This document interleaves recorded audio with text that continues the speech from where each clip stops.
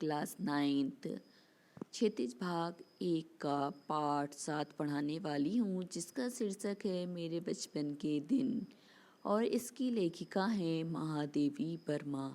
तो हम शुरू करेंगे महादेवी वर्मा के जीवन परिचय से। तो चलिए शुरू करते हैं। महादेवी वर्मा का जन्म सन 1907 में उत्तर प्रदेश के फर्रुखाबाद शहर में हुआ था। तो जो महादेवी वर्मा हैं, इनका जन्म कब हुआ? तो 1907 में हुआ। कहाँ हुआ? फर्रुखाबाद शहर में हुआ। ये कहाँ आता है? तो उत्तर प्रदेश में आता है, जो कि एक स्टेट है। उनकी शिक्षा दीक्षा प्रयाग में हुई और इनकी जो शिक्षा दीक्षा है वह कहाँ हुई? तो प्रयाग में हुई। प्रयाग महिला विद्यापीठ में प्राचार्य पद पर लंबे समय तक कार्य करते हुए उन्होंने लड़कियों की शिक्षा के लिए काफ़ी प्रयत्न किए। तो प्रयाग जो महिला विद्यापीठ है, इसमें ये प्राचार्य पद पर कार्यरत रहीं और बहुत समय तक यहाँ पर इन्होंने काम किया और लड़कियों की शिक्षा के लिए इन्होंने बहुत प्रयास किए। सन 1987 में उनका देहांत हो गया और सन 1980 से मतलब 1987 में इनकी मृत्यु हो गई, जिसको हम निधन भी बोलते हैं। महादेवी जी छायावाद की प्रमुख कवियों में से एक थी और इनकी जो रचनाएं हैं वो हैं निहार, रश्मि, नीरजा, यामा, दीपशिखा। यदि आपको याद रखना है तो निहार, नीरजा ऐसे ना से याद रख लीजिए, फिर रश्मि, दीपशिखा, यामा। उनके प्रमुख काव्य संग्रह हैं। कविता के साथ साथ उन्होंने सशक्त गद्य रचनाएं भी लिखी हैं, जिनमें रेखा चित्र तथा संस्मरण प्रमुख हैं। आगे बता रहे हैं कि इन्होंने काव्य संग्रह के साथ साथ क्या किया है? कविता भी लिखी। कविता के और गद्य रचनाएं भी की मतलब गद्य और पद्य दोनों ही रचनाएं लिखी हैं, जिनमें इनका रेखा चित्र तथा संस्मरण के लिए इन्हें बहुत याद किया जाता है। इनकी प्रमुख गद्य विधाएं हैं। आगे देखते हैं अतीत के चलचित्र, स्मृति की रेखाएं, पथ के साथी, श्रृंखला की कड़ियाँ, उनकी महत्वपूर्ण गद्य रचनाएं। तो यहाँ पर इनकी जो महत्वपूर्ण गद्य रचनाएं हैं वो क्या है? अतीत के चलचित्र, स्मृति की रेखाएं, पथ के साथी, श्रृंखला की कड़ियाँ। महादेवी वर्मा को साहित्य अकादमी एवं ज्ञानपीठ पुरस्कार से सम्मानित किया गया। आगे बता रहे हैं कि इनको साहित्य अकादमी एवं ज्ञानपीठ पुरस्कार से सम्मानित भी किया गया है। भारत सरकार ने उन्हें पद्म भूषण से अलंकृत किया और भारत सरकार ने इन्हें क्या है? पद्म भूषण अलंकार से अलंकृत किया। महादेवी वर्मा की साहित्य साधना के पीछे एक ओर आज़ादी के आंदोलन की प्रेरणा है, तो दूसरी ओर भारतीय समाज में स्त्री जीवन की वास्तविक स्थिति का बोध भी है। तो यहाँ पे बता रहे हैं कि महादेवी वर्मा का जो साहित्य वो कैसा है? तो इसकी साहित्य साधना की एक ओर देखी जाए तो आज़ादी के आंदोलन की प्रेरणा हमें मिलती, शिक्षा मिलती है, तो दूसरी ओर हमें भारतीय समाज में स्त्री जीवन की जो वास्तविक स्थिति है उसका ज्ञान भी होता है। हिंदी गद्य साहित्य में संस्मरण एवं रेखा चित्र को बुलंदियों तक पहुंचाने का श्रेय महादेवी जी को है। यदि हम हिंदी गद्य साहित्य में देखें तो संस्मरण और रेखा चित्र को ऊंचाई तक पहुंचाने में महादेवी वर्मा का महत्वपूर्ण स्थान है।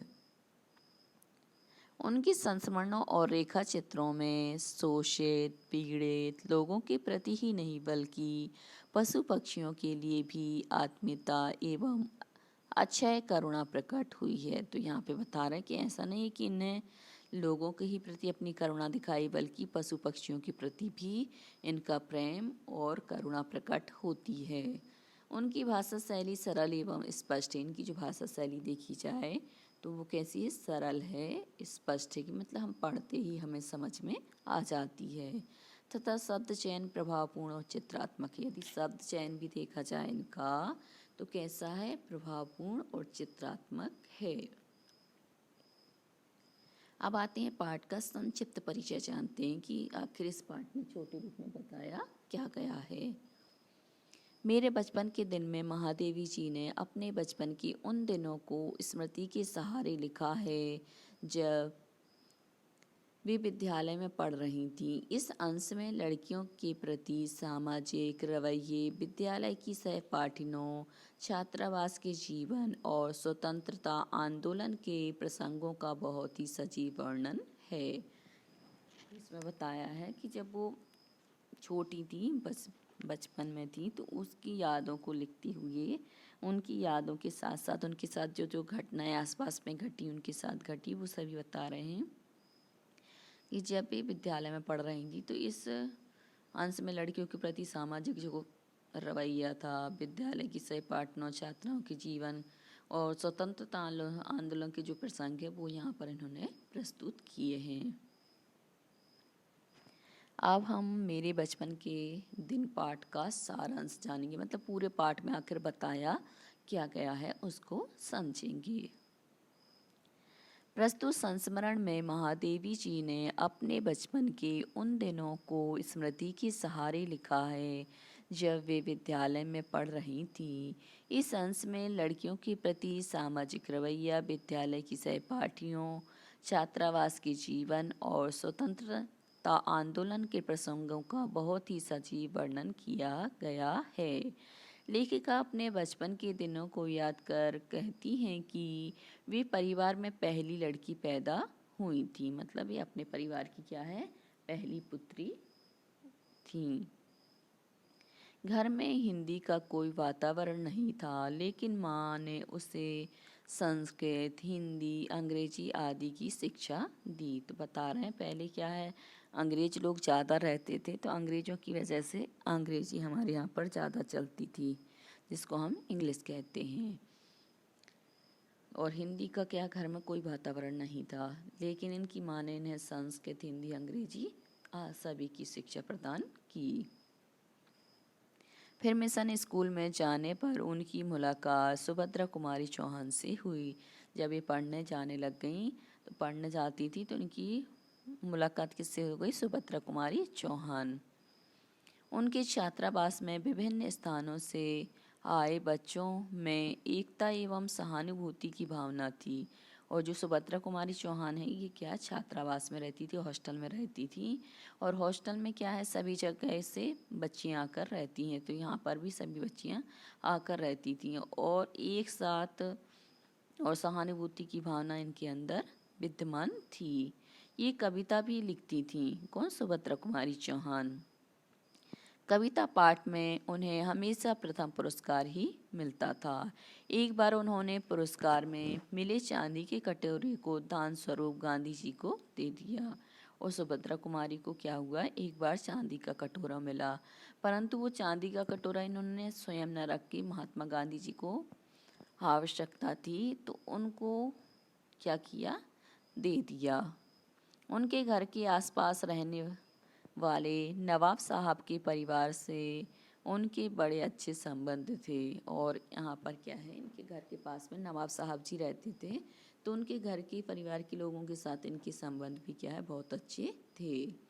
नवाब साहब ने ही उनके छोटे भाई का नामकरण किया था, मतलब इनके छोटे भाई का नामकरण किसने किया था, तो नवाब साहब ने ही किया था। नामकरण का मतलब नाम रखना। उस समय लोगों में जैसी एकता और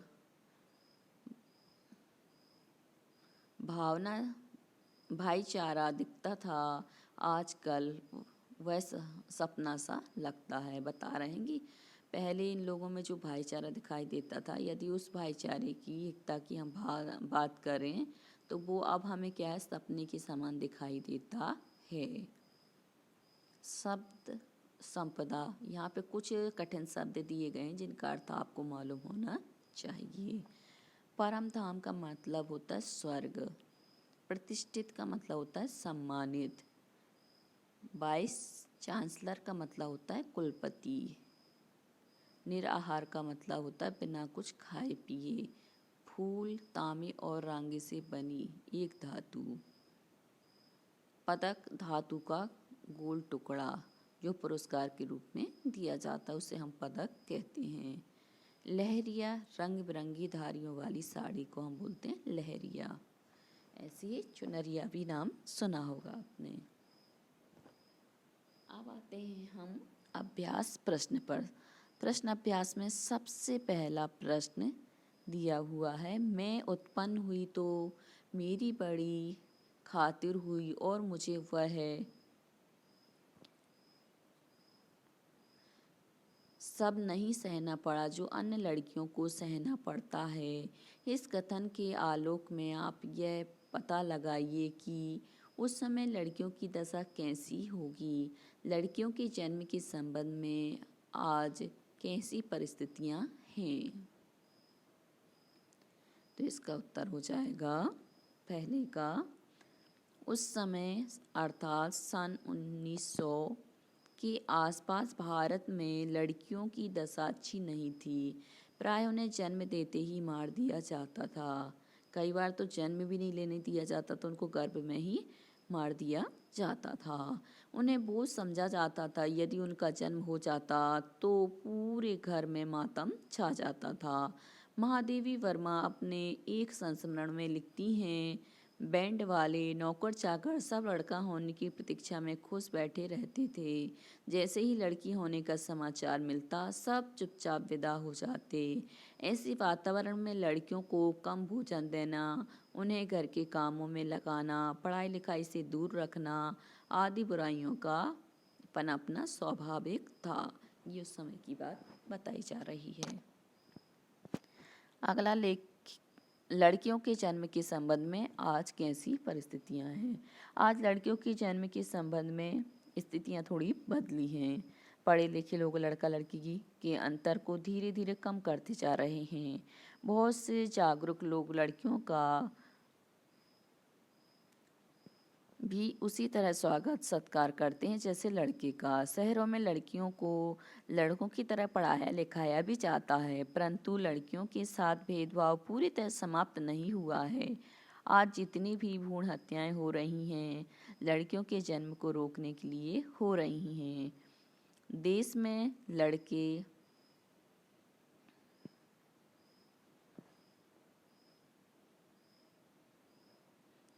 लड़कियों का अनुपात बिगड़ता जा रहा है। आश्चर्य की बात तो यह है कि महानगरों में सबसे कम लड़कियां चंडीगढ़ में हैं, जो देश का एक उन्नत शहर माना जाता है।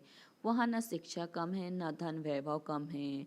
वास्तव में लड़कियों के जन्म को रोकना वहाँ के निवासियों की मानसिकता पर निर्भर करता है। तो ये नहीं होना चाहिए, क्योंकि आज के समय में यदि देखा जाए तो लड़के और लड़कियां समान ही कमाते, समान ही उनकी एजुकेशन होती है, हर चीज़ उनको समानता से मिलती। फिर भी कुछ लोगों की मानसिकता आज भी ये है कि वो लड़कियों को कम ही आंकते हैं। अगला प्रश्न, लेखिका उर्दू फारसी क्यों नहीं सीख पाई। तो लेखिका उर्दू फारसी इसलिए नहीं सीख पाई क्योंकि लेखिका की रुचि उर्दू फारसी में नहीं थी। उसे लगता था कि वह उर्दू फारसी नहीं सीख सकती है। उसे उर्दू फारसी पढ़ने के लिए जब मौलवी साहब आते थे, मतलब पढ़ाने के लिए, तब वह चारपाई के नीचे छिप जाती थी। मौलवी साहब ने पढ़ाने आना बंद कर दिया और वह उर्दू फारसी नहीं सीख पाई। क्योंकि हमें कोई भी चीज़ पढ़नी है, जब तक हमें अंदर से रुचि नहीं होती है तब तक हम उस चीज़ को आसानी से नहीं सीख पाते हैं। अगला है कि लेखिका ने अपनी माँ के व्यक्तित्व की किन विशेषताओं का उल्लेख किया है। तो लेखिका ने अपनी माँ की हिंदी प्रेम और लेखन गायन के शौक का वर्णन किया है। वे हिंदी तथा संस्कृत जानती थी, इसलिए इन दोनों भाषाओं का प्रभाव महादेवी वर्मा पर भी पड़ा। महादेवी की माता धार्मिक स्वभाव की महिला थीं। वे पूजा पाठ किया करती थीं, सवेरे कृपा निधान, पंछी बन बोले पद गाती थीं, प्रभाती गाती थीं, शाम को मीरा के पद गाती थीं, वे लिखा भी करती थीं। तो ये सभी क्या हैं, महादेवी माँ की विशेषताएं हैं। अगला प्रश्न है, जवारा के नवाब के साथ अपने पारिवारिक संबंधों को लेखिका ने आज के संदर्भ में स्वप्न जैसा क्यों कहा है। तो जवारा के नवाब के साथ अपने पारिवारिक संबंधों को लेखिका ने आज के संदर्भ में स्वप्न जैसा इसलिए कहा है क्योंकि जवारा के नवाब और लेखिका का परिवार अलग अलग धर्म के होकर भी आत्मीय संबंध रखते थे। उनमें भाषा और जाति की दीवार बाधक ना थी, मतलब बंधी हुई नहीं थी, सब मिलजुल कर ही रहते थे। दोनों परिवार एक दूसरे के परिवारों को मिलजुल कर मनाते थे, मतलब जितने भी त्यौहार होते थे, सुख दुख होता था, तो दोनों परिवार क्या है बहुत ज़्यादा सहयोग करते थे। वे एक दूसरे को यथोचित संबंधों की डोर से बांधे हुए थे। वे चाची, ताई, देवर, दुल्हन जैसे आत्मीयता भरे शब्दों से जुड़े थे। ऐसा वर्तमान में दुर्लभ हो गया है, क्योंकि आजकल तो देख ही रहे हैं कि हम जात पात को लेके कैसे लड़ते झगड़ते रहते हैं। अगला प्रश्न है रचना और अभिव्यक्ति से। जेबुन्निसा महादेवी वर्मा के लिए बहुत काम करती थी। जेबुन्निसा के स्थान पर यदि आप होती तो महादेवी से आपकी क्या अपेक्षा होती? जेबुन्निसा के स्थान पर अगर मैं महादेवी के लिए कुछ काम करती तो मैं संबंधों के आधार पर उनसे अपेक्षा करती, क्योंकि कभी भी कोई हम कार्य करते हैं किसी संबंधी के लिए तो अपेक्षा से करते हैं, जबकि यही कार्य हम मित्र के लिए करते हैं तो बिना अपेक्षा के करते हैं। अगर मैं नौकरानी के रूप में उनकी सहायता करती तो उनसे मजदूरी के साथ साथ प्रेम और आदर की भी अपेक्षा करती। अगर सखी के रूप में उनकी सहायता करती तो बस उनसे प्रेम और स्नेह चाहती। यदि उनकी प्रशंसिका या कनिष्ठ साथिन के रूप में सहायता करती तो कभी कभी उनसे कविता भी सुन लेती तथा पढ़ाई में सहायता ले लेती। अगला है महादेवी वर्मा को काव्य प्रतियोगिता में चांदी का कटोरा मिला था। अनुमान लगाइए कि आपको इस तरह का कोई पुरस्कार मिला हो और वह देश हित में या किसी आपदा निवारण के काम में देना पड़े तो आप कैसा अनुभव करेंगी या करेंगे? मुझे चांदी के कटोरे जैसा कीमती पुरस्कार मिला हो और देश हित की बात आए तो मैं पुरस्कार को खुशी खुशी देना चाहूँगी, क्योंकि देश के हित से बड़ा कोई हित नहीं है। देश के हित में ही देशवासियों का हित निहित होता है। ऐसा करके मुझे दुगनी खुशी उत्पन्न होती और मैं गौरवान्वित महसूस करती, क्योंकि हमारे लिए सबसे पहला जो काम है वह देश हित है। और कहा भी गया है कि यदि मान लो देश हित के लिए किसी एक व्यक्ति का बलिदान देना पड़े तो दे दो, परिवार का बलिदान देना पड़े तो दे दो, गांव छोड़ना पड़े, गांव का बलिदान देना है तो दे दो, शहर का बलिदान देना है तो दे दो, परंतु देश हित हमारा क्या है पहला होना चाहिए। तो यदि मान लो एक के बलिदान से या एक परिवार के बलिदान से या एक गांव के बलिदान से देश का हित होता है तो वो श्रेष्ठ है।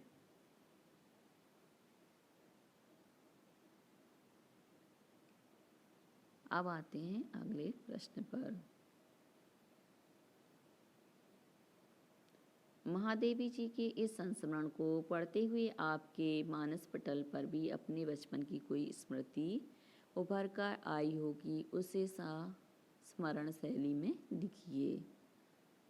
हमारे विद्यालय में गणतंत्र दिवस की पूर्ण संध्या पर ही गणतंत्र दिवस मनाया जा रहा था। उसमें मुझे पूर्व प्रधानमंत्री अटल बिहारी वाजपेयी जी की कविता हम जंग ना होने देंगे का पाठ करना था। मैंने अपने हिंदी अध्यापक की देखरेख में इसका अभ्यास तो किया था, पर मन में भय सा बना हुआ था। वैसे ही विद्यालय के सदस्यों और छात्र छात्राओं के बीच इस तरह कविता पढ़ने का मेरा पहला अवसर था। कार्यक्रम शुरू होने पर जब उद्घोषक कोई नाम बुलाती तो दिल धड़कता। जब मेरा नाम बुलाया गया तो कांपते पैरों से मंच पर गई। पहली 2 लाइनें पढ़ते ही आत्मविश्वास जाग उठा। फिर जब कविता पूरी की तो हाल तालियों की गड़गड़ाहट से गूंज उठा। मुझे एक सुखद अनुभूति हो रही थी। अब है महादेवी वर्मा ने कवि सम्मेलनों में कविता पाठ के लिए अपना नाम बुलाए जाने से पहले होने वाली बेचैनी का जिक्र किया है। अपने विद्यालय में होने वाले सांस्कृतिक कार्यक्रम में भाग लेते समय आपने जो बेचैनी अनुभव की होगी, उस पर डायरी का एक पृष्ठ लिखिए। ये बात 26 जनवरी 2020 की है। आज विद्यालय में गणतंत्र दिवस का आयोजन है। सभी छात्र छात्राओं के अतिरिक्त सैकड़ों अतिथि भी मंडप में पधारे हैं। सामने मेरे माता पिताजी तथा अनेक परिचित जन बैठे हैं। मैं मंच के पीछे अपनी बारी की प्रतीक्षा में बैठी हूँ। मुझे कविता बोलनी है। हालांकि मैंने पहले भी मंच पर कविता बोली है, परंतु जाने क्यों आज मेरा दिल धक धक कर रहा है। मेरे शरीर में हरकत हो रही है। जैसे जैसे मेरे बोलने का समय निकट आ रहा है, मेरी उत्तेजना बढ़ती जा रही है। अब मैं ना तो मंच का कोई कार्यक्रम सुन पा रही हूँ और ना किसी की बात सुन रही हूँ। मेरा सारा ध्यान अपना नाम सुनने में लगा हुआ है। डर भी लग रहा है कि कहीं मैं कविता भूल न जाऊं, इसलिए मैंने लिखित कविता हाथ में ले ली है। यदि भूलने लगूंगी तो इसका सहारा ले लूंगी। लो, मेरा नाम बुल चुका है। मैं स्वयं को संभाल रही हूँ। मेरे कदमों में आत्मविश्वास आ गया है। अब मैं नहीं भूलूंगी। अब है भाषा अध्ययन। भाषा अध्ययन से हम प्रश्न लेंगे। पाठ से निम्नलिखित शब्दों के विलोम शब्द ढूंढकर लिखिए, जैसे विद्वान, अनंत, निरपराधी, दंड, शांति। तो विद्वान का विलोम का मतलब होता है उल्टा, विपरीत अर्थ देने वाला। तो विद्वान का हो जाएगा मूर्ख, अनंत का अंत, निरपराधी का अपराधी, पुरस्कार दंड का पुरस्कार, शांति का अशांति। अगला है निम्नलिखित शब्दों से उपसर्ग प्रत्यय अलग कीजिए और मूल शब्द बताइए। तो यहाँ पे हमें क्या करना है, प्रत्यय भी हटाना है और उपसर्ग भी हटाना है और उसका जो मूल शब्द है उसको भी अलग करना है। निराहारी, तो निराहारी में क्या है, निर उपसर्ग है, आहार मूल शब्द है और ई प्रत्यय है। सांप्रदायिकता, तो यहाँ पे सम, आ, प्रा, ये तीन तीन क्या हैं, उपसर्ग हैं और दाय क्या है, आपका मूल शब्द है। एक और ता प्रत्यय हैं। अप्रसन्नता, तो आ यहाँ पर उपसर्ग, प्रसन्न मूल शब्द और ता प्रत्यय। अपनापन, तो अपना मूल शब्द और पन प्रत्यय।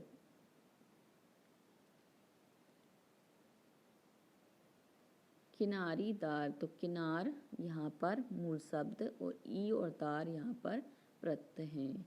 स्वतंत्रता, तो सु उपसर्ग, तंत्र मूल शब्द और ता प्रत्यय। निम्नलिखित उपसर्ग प्रत्ययों की सहायता से दो दो शब्द लिखिए। अब हमें क्या करना है, उपसर्ग और प्रत्यय से दो दो शब्द बनाने हैं। जैसे उपसर्ग हमने लिया अन, आ, सत, स्वा, दुर। प्रत्यय हमने लिया दार, हार, वाला, अनिय। अब देखिए हम अन से बनाएंगे अनाचार, अनावश्यक। आ से बनाएंगे असत्य, अशांति। सत से बनाएंगे सत्कर्म, सत्कार, सत्काम। स्व से हम सुविचार, स्वेच्छा, स्वानुसार भी बना सकते, क्योंकि स्व का सु भी हो जाता, ऊ की मात्रा हो जाती वा का। दुर, दुराचार, दुर्विचार, दुष्कर्म। अब देखिए दार से पहरेदार, किराएदार। हार से होनहार, उपहार। वाला से दूध वाला, सब्जी वाला। अनिय से माननीय, सम्माननीय। पाठ में आए सामासिक पद छांटकर विग्रह कीजिए। सामासिक का मतलब होता है जिसमें समास किया गया हो। तो ऐसे शब्दों को छांटकर हमें उसका विग्रह करना है। पूजा पाठ, अब यहाँ पे क्या है, योजक चिन्ह लगा हुआ है, तो जहाँ पे योजक चिन्ह होता है वहाँ पर द्वंद्व समास होता है, तो यहाँ पे हो जाएगा पूजा और पाठ। कवि सम्मेलन, तो यहाँ पे हो जाएगा कवियों का सम्मेलन। रोने धोने, तो यहाँ पर भी द्वंद्व समास है, रोने और धोने। ताई चाची, तो ताई और चाची यहाँ द्वंद्व समास है। मनमोहन, मन को मोहने वाला अर्थात श्री कृष्ण। उर्दू फारसी, तो उर्दू और फारसी। तो बच्चों आज के लिए सिर्फ इतना ही। यदि आपको हमारा ये वीडियो पसंद आया है तो लाइक कीजिए, शेयर कीजिए, सब्सक्राइब कीजिए तथा इस पाठ से संबंधित कोई भी प्रश्न है तो नीचे कमेंट्स में पूछ लीजिए। धन्यवाद।